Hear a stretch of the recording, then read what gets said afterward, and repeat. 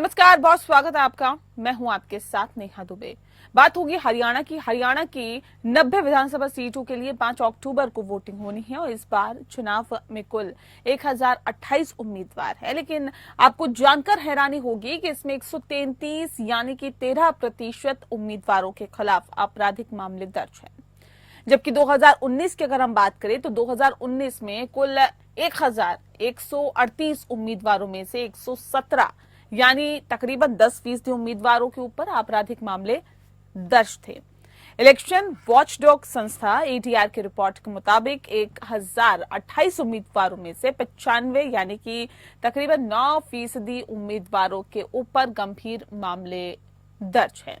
जबकि 2019 में विधानसभा चुनाव में 6% उम्मीदवारों पर गंभीर आपराधिक मामले दर्ज थे। एडीआर ने हरियाणा चुनाव लड़ रहे उम्मीदवारों के शपथ पत्र का विश्लेषण करके जो रिपोर्ट तैयार की है उसके मुताबिक कांग्रेस 89 में से 17 यानी 19% उम्मीदवारों के खिलाफ आपराधिक मामले दर्ज है। रिपोर्ट के मुताबिक बीजेपी के 89 में से 6 यानी कि 7%, आम आदमी पार्टी के 88 में से 23 यानी कि तकरीबन 26%, जेपी के 66 में से 7 यानी 11%, वहीं एनएलडी के 51 में से 9 यानी कि 18%, बीएसपी के 35 में से 3 यानी 9% उम्मीदवारों के ऊपर आपराधिक मामले दर्ज है। वहीं कांग्रेस के 89 उम्मीदवारों में से 11% यानी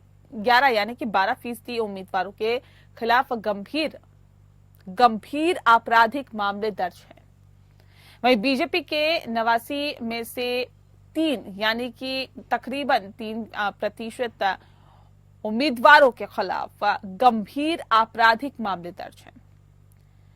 आम आदमी पार्टी के 88 में से 14 यानी 16% उम्मीदवारों के खिलाफ गंभीर मामले दर्ज हैं। जबकि जेजेपी के 6 यानी कि 9% उम्मीदवारों के खिलाफ आपराधिक मामले दर्ज है। आईएनएलडी के 51 में से 6 यानी कि 12%, तो बीएसपी के 35 में से 3 यानी 9% उम्मीदवारों के ऊपर आपराधिक मामले दर्ज है।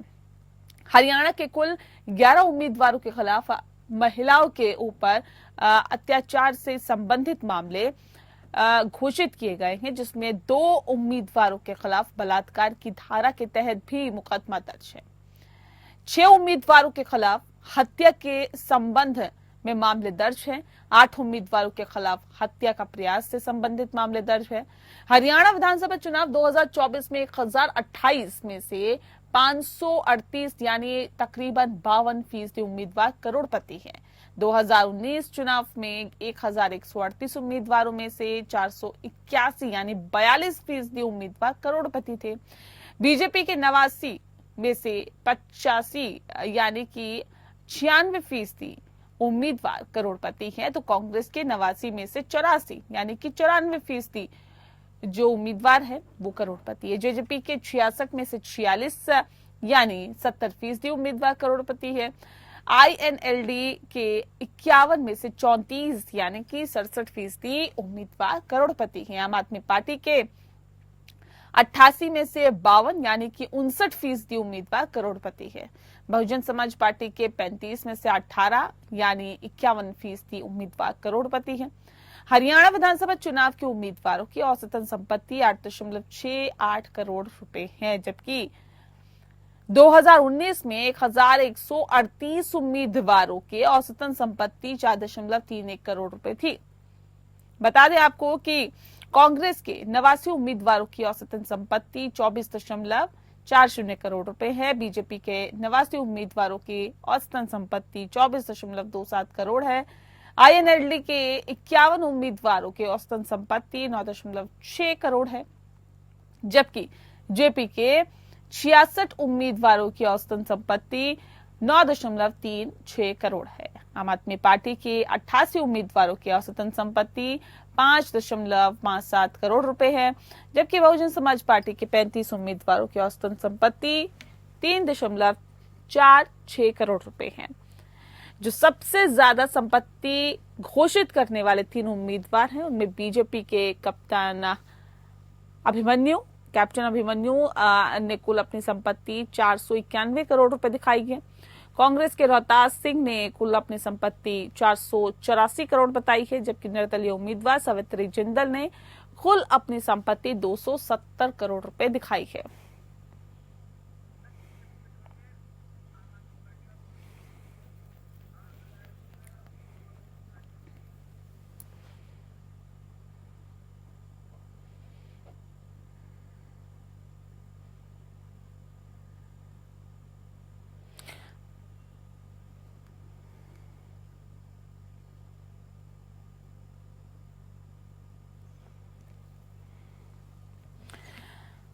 जी हाँ, तो दागी उम्मीदवारों की आज हम बात कर रहे हैं। दागी उम्मीदवारों में कौन सी पार्टी कितने नंबर पर है और दागी उम्मीदवार सबसे ज्यादा कौन सी पार्टी में है, ये एक बड़ा सवाल बन जाता है। 2019 में अलग यहाँ पर रूपरेखाएं निकल के सामने आए, लेकिन अब जब 2024 की हम बात करते हैं तो जाहिर तौर पे कहा जा सकता है कि इसमें अब इजाफा हुआ है और जो अभी आंकड़े निकल के सामने आ रहे हैं वो बता रहे हैं कि अपराधियों पर, यानी कि आपराधिक छवि वाले नेताओं पर ज्यादा दांव खेला जा रहा है। इस विषय पे तफसील से चर्चा करेंगे। खास मेहमान हमारे साथ मौजूद है, उनसे आपका परिचय करा देते हैं। इस वक्त हमारे साथ राजबीर रोहेला जी, प्रवक्ता है भारतीय जनता पार्टी की, स्वागत है आपका। वेद प्रकाश विद्रोही जी हमारे साथ जुड़ गए, प्रवक्ता है कांग्रेस पार्टी के, आपका स्वागत है। और संजीव निगम जी हमारे साथ जुड़ गए हैं, प्रवक्ता है आम आदमी पार्टी के, सर स्वागत है आपका। संजीव जी, इस खास कार्यक्रम की शुरुआत आपके साथ ही करते हैं।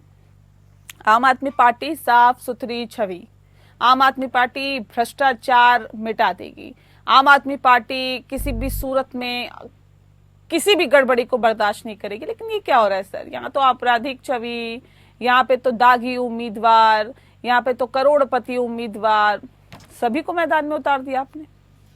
आपने पहले कही, हम लोग आज भी इन्हीं सब बातों पर मतलब दृढ़ संकल्प है हमारी पार्टी का।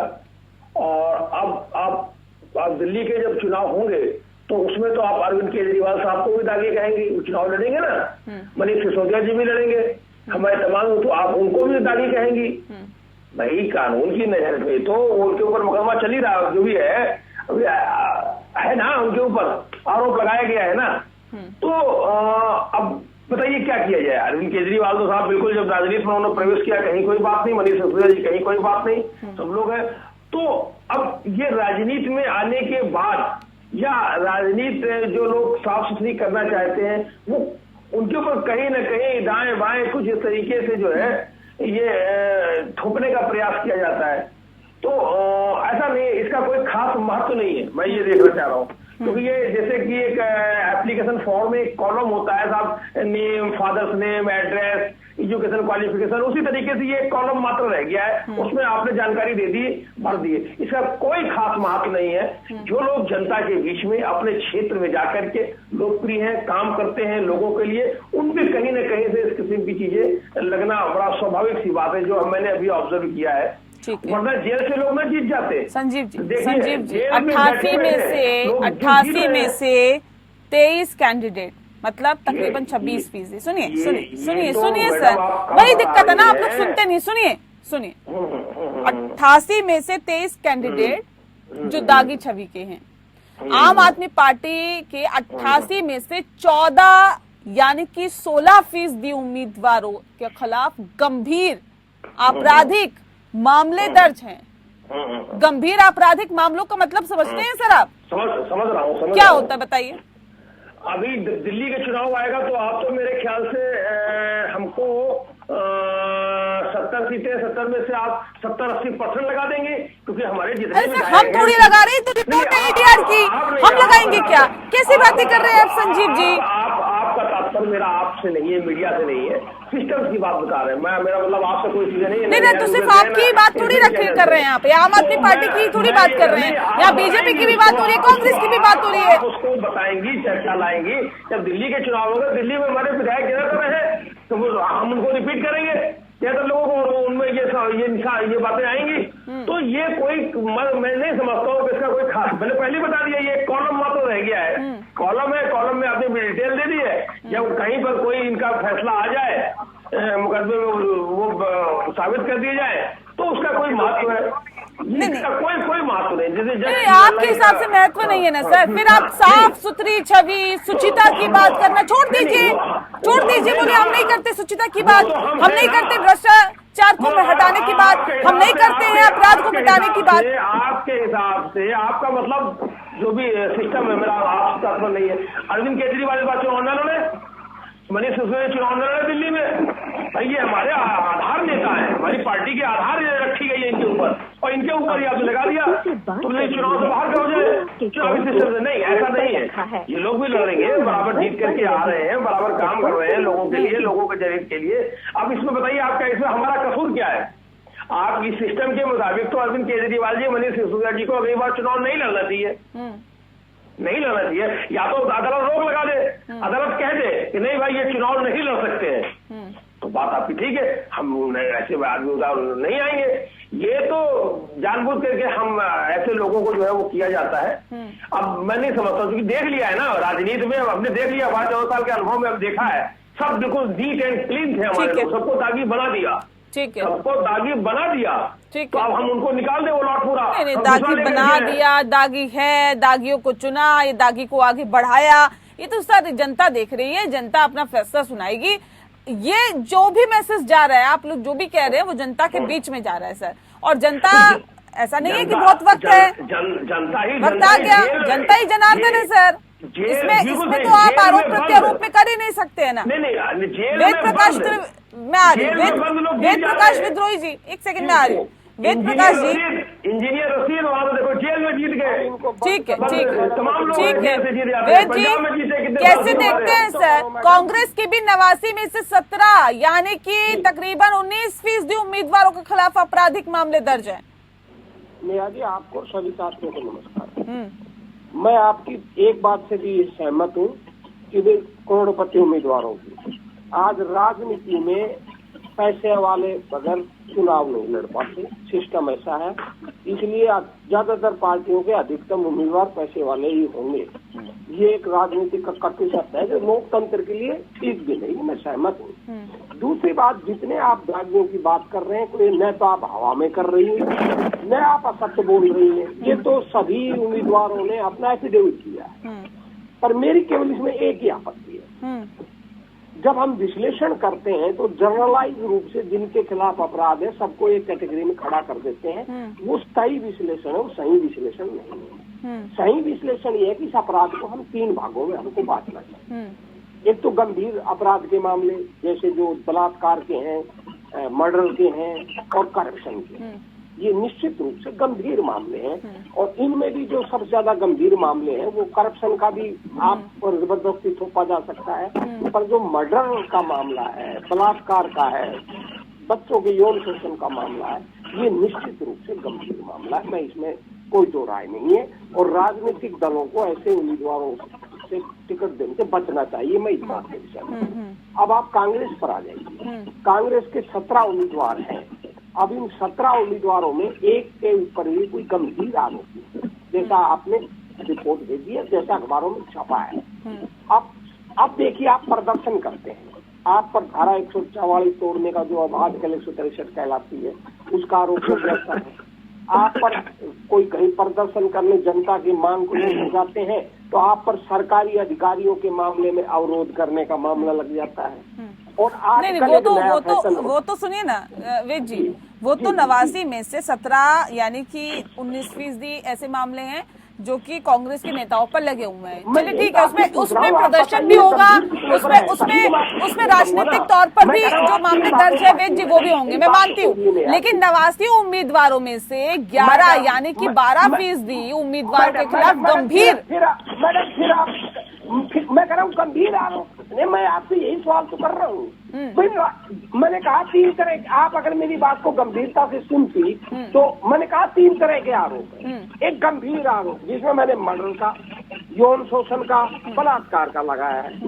दूसरा मैंने इससे कम गंभीर मामला जोड़ा है भ्रष्टाचार का भी, पर भ्रष्टाचार में मेरी कैफियत है वो मैं आपको बताऊंगा। दूसरा मामला मैंने बताया साधारण अपराध का, जैसे मारपीट हो जाती है, घरों में झगड़े हो जाते हैं, जमीन जायदाद के झगड़े आपसी भाइयों में हो जाते हैं, केस तो वो भी है। और तीसरा मामला है राजनीतिक मामले, जैसे हम प्रदर्शन करते हैं तो आप विपक्ष में हैं तो आप 163 की धारा लग जाएगी।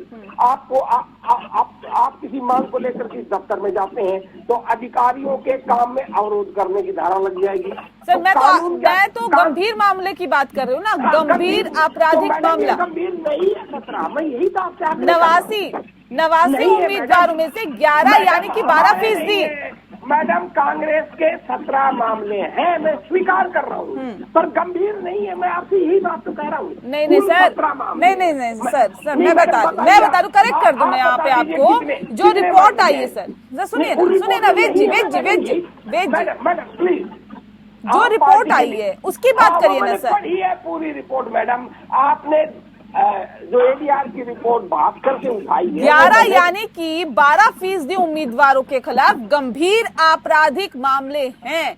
मैं यही तो पूछ रहा हूँ मैडम, मैंने आपसे यही तो पूछा है। मैंने गंभीर आपराधिक में 3 तरह की कैटेगरी बताई है। मैंने कहा मर्डर, बलात्कार और भ्रष्टाचार। हाँ। तो अगर आप इसका क्लासिफिकेशन करके बताएंगी, जैसे आपने आप पार्टी का उसमें पूरा लिखा हुआ है कि भाई 14 में मर्डर है, भाई बलात्कार के हैं और करप्शन के हैं, उनका आपने क्लासिफिकेशन कर रखा है।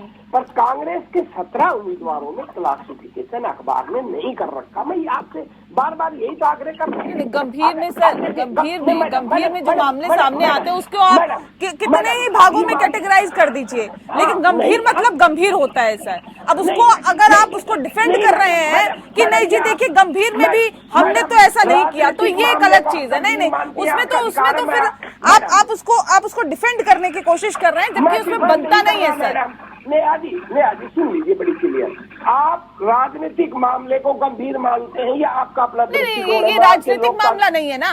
तो राजनीतिक मामले 17% में निकल आए, उसमें से जो 11% है उसकी बात करिए ना। मैं तो अति गंभीर की बात कर रही हूँ सर। बताइए ना किन किन के खिलाफ मर्डर की केस है, मैं यही तो आपसे पूछ रहा हूँ। नहीं किन किन के खिलाफ है तो आपको पता होना चाहिए ना सर। आपको नहीं पता है क्या? कांग्रेस को आप डिफेंड कर रहे हैं, आपको नहीं पता है क्या? मैडम मैं उसी बात पर तो आ रहा था, पर आपके अंदर धैर्य नहीं है सुनने का। मैंने एक एक कर आ रहा था मैं उसी बात पर। मैंने आपको 3 कैटेगरी बताने के बाद जो 3 महत्वपूर्ण मामले उन पर बारी बारी आ रहा था। अब देखिए मामन खान है हमारा, उसके खिलाफ मुकदमे दर्ज है। किस मामले में? नू के दंगों का। निश्चित रूप से दंगों का मामला गंभीर होता है, पर सब जानते हैं कि भाजपा ने किस तरह प्रायोजित रूप से उनको फंसाया था। और ये कोर्ट में जब वो जमानत पर गए तो कोर्ट ने भी कहा भाई इसके खिलाफ कोई सबूत ही नहीं तुम्हारे पास। अब 3 विधायकों के हमारे ऊपर इन्होंने ईडी में छापे मारे भ्रष्टाचार के। निश्चित रूप से भ्रष्टाचार गंभीर मामला है, पर क्या कहा सुरेंद्र पवार के मामले में हाई कोर्ट ने कि बोगस मामला है, ये शामिल ही नहीं है और ईडी ने जानबूझकर इसको फंसाया, इसको रद्द किया जाता है और अमानवीय व्यवहार किया। दूसरा मामला दान सिंह के खिलाफ है ईडी का, वो मामला तो दर्ज है पर अभी तक ना तो कोई गिरफ्तारी हुई है ना कोई कार्रवाई हुई। तीसरा मामला ईडी का धर्म सिंह छोकर के खिलाफ।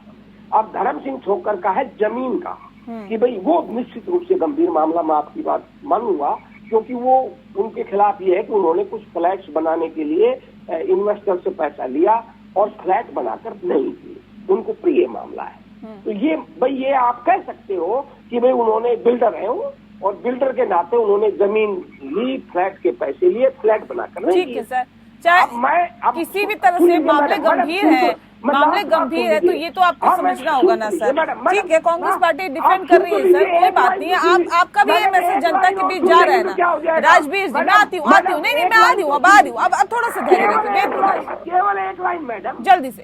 अब वो गंभीर मामला है, परंतु मैं ये नहीं कह सकता कि वो जो बिल्डर ने बिल्डिंग नहीं बना कर दी उसमें कोई कानूनी अड़चने थी या जानबूझकर नहीं दी, ये तो उम्मीदवार ही बता। ठीक है, राजवीर रोहिल्ला जी, भारतीय जनता पार्टी भी बहुत पीछे नहीं है इन मामलों में। जी हेलो जी राजवीर जी सुन पा रहे हैं? मतलब कैसे बता रहे हैं मुझे ये बताइए ना, एक बार डाटा बताइए आप मेरे को, फिर मैं उसी हिसाब से बताता हूँ आपको। भारतीय जनता पार्टी 89 में से 6 यानी कि 7% उम्मीदवार हाँ जी। जिन पे मामले दर्ज है। हाँ जी, हाँ जी। मैं एक बार, मेरा प्रवक्ता साथियों को मेरी नमस्ते, आपको भी राम राम और दर्शकों जी को भी। जी इसमें 2-3 बातें होती हैं भाई। अपराध या तो जानबूझ के किया गया हो, या ऑफेंडिंग हो, या भाई किसी नियत से किया गया हो भाई।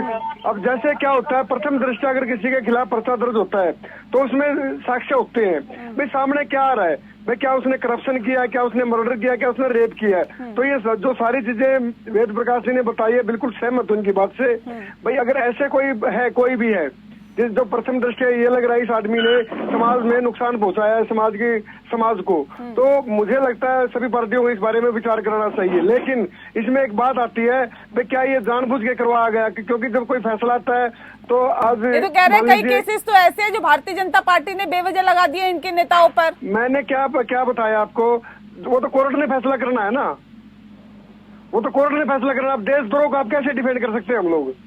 देशद्रोह के लिए साक्ष्य भी तो होंगे ना। तो ये चीजें जैसे अब जो कांग्रेस के जो हमारे प्रवक्ता है सीनियर वेद प्रकाश जी ने पता सफाई देने की कोशिश की धर्म सिंह के बारे में, राव दान सिंह के बारे में, या सुरेंद्र पवार के बारे में। जो राव दान सिंह का मसला है वो और भी अलग है, उसमें उन्होंने चिटफंड कंपनी के भी पैसे का कुछ किया उन्होंने। तो प्रथम दृष्टया वो है भाई, इन्होंने जनता का पैसा लूटा है, ठीक है। मारपीट या कोई छोटा मोटा झगड़ा है भाई, वो एक अलग चीजें हो जाती है। या फिर कोई प्रोटेस्ट करता है कोई, जिसपे पर्चा दर्ज होता है, वो भी एक बात समझ में आती है। लेकिन अगर अपने निजी लाभ के लिए या किसी को नुकसान पहुंचाने के लिए ये चीजें की गई है तो ये चीजें किसी भी तरह स्वीकार्य नहीं होती। और इन चीजों का फैसला सारा साक्ष्यों के आधार पर होता है। स्वीकार्य तो नहीं है, लेकिन भारतीय जनता पार्टी में क्यों स्वीकार्य है? अगर 89 में से 3 जो कैंडिडेट है वो ऐसे हैं जिन पर गंभीर आपराधिक मामले दर्ज हैं, तो क्यों? बताइए ना फिर आप मेरे को, मैं बताऊंगा ना फिर आपको। जी नाम बताइए आप। नाम तो आपको पता होना चाहिए ना सर, नाम भी हम ही बताएं, सब चीजें हम ही बताएं। आपको नहीं पता है क्या? आप भारतीय जनता पार्टी को डिफेंड कर रहे हैं, आपको नहीं पता है कि भारतीय जनता पार्टी में ऐसे कौन से कैंडिडेट हैं जिन पे मामले दर्ज हैं? ये अगर निजी लाभ आने के लिए कुछ किया गया, निजी लाभ हानि क्या होती है? गंभीर मामले समझते हैं आपराधिक मामले। नेहा जी, मैंने एक लाइन बोली है भाई, क्या प्रथम दृष्टया उससे समाज का क्या अहित हो रहा है? क्या वो क्या क्योंकि समाज भी तो आईना होता है ना, समाज को पता होता है ये चीजें कहाँ जा रही है। देखिए वही बात है ना कि जो चीजें हैं वो तो सामने आएगी ना, वो तो सब चीजें लिखी हुई है, उसी के आधार पर अगर एडीआर की रिपोर्ट बन रही है। सवाल इस बात को लेकर है ना कि सब आप लोग सभी शुचिता की बात करते हैं, एक मैसेज जो समाज में जा रहा है सर वो अच्छा है क्या? ये जो मैसेज समाज में जा रहा है वो अच्छा है क्या? चुनाव समाज में लड़े जाते हैं तो समाज भी तो फैसला करता है, समाज भी तो फैसला करता। कोई मैं तो फैसला करने वाला ना आप है, ना कोई और एंकर है, या कोई ठीक है। संजीव जी देखिए, अगर इन तमाम पार्टियों में देखे तो फिर भी भारतीय जनता पार्टी के तो फिर भी कम है ये आंकड़े, लेकिन आप लोगों ने तो मतलब रिकॉर्ड ही तोड़ दिया। मैंने आपको क्या कहा, दोनों प्रवक्ताओं ने बात जो रखी उन्होंने अपनी अपनी जगह बिल्कुल ठीक बात रखी है। अब आप बात करते हैं आम आदमी पार्टी में, तो उसने तो हर जगह रिकॉर्ड टूटे हैं, दिल्ली में रिकॉर्ड टूटा है, हर जगह रिकॉर्ड टूटा है। इन्होंने इस तरीके से हमारे नेताओं को नहीं, दागियों को उतारने की बात कर रहे हैं हम, दागियों को उतारने की बात कर रहे हैं। नहीं, वो पार्टी को लगता है कि जब मुकदमा होगा, फैसला होगा, कोर्ट में आएगा मामला, तो वो उसमें कहीं कुछ है नहीं। भाई जो हमारी पार्टी ने जिन्होंने टिकट दिया है, जिस कमेटी ने टिकट फाइनल किया, उसने समझा, उसने भी देखा ना उस चीज को। हाँ भाई, इस मामले में तो उनके हिसाब से कानूनी सवाल ही अपने वकीलों के माध्यम से उन्होंने बजाय गई नहीं, ये मामला, इसमें कोई बात ऐसी संभावना नजर नहीं आ रही। तो हम मतलब वो जीतने वाला हमारा प्रत्याशी है, उम्मीदवार है, हम उसको इस बात से बाहर कर दे रेस से कि हम दूसरे कैंडिडेट को करें, तो ऐसा ये पॉसिबल नहीं है। हमने 12 साल के अनुभवों में देख लिया, इसका कोई मतलब नहीं। जानबूझ करके जो है जो होता है उसमें प्रयास राजनीतिक लोगों तो के ऊपर इस तरीके के रोड़े अवरोध उत्पन्न किए जाते हैं। वही है ना सर, इस तरह की बातें कह के आप लोग अपने आप को पाक साफ कर लेते हैं कि राजनीतिक लोगों पर इस तरह की बातें होती है या इस तरह के मामले होते हैं, लेकिन जब गंभीर का मामला आ जाता है, गंभीर आपराधिक मामले, तो उसको मुझे लगता है समझने की जरूरत है। और उन कैंडिडेट्स को अगर चुनावी मैदान में उतारा जाता है तो जनता भी समझती है ना सर कि आखिर क्या वजह इसके पीछे, जनता भी समझती है। बहरहाल अब तो जनता के हाथ में ही पूरी गेम है, वाकई देखने वाली बात होगी कि क्या कुछ निकल के सामने आता है। बहुत शुक्रिया आप सभी मेहमानों का हमारे साथ इस खास चर्चा में शामिल होने के लिए। खास पेशकश में फिलहाल इतना ही, नमस्कार।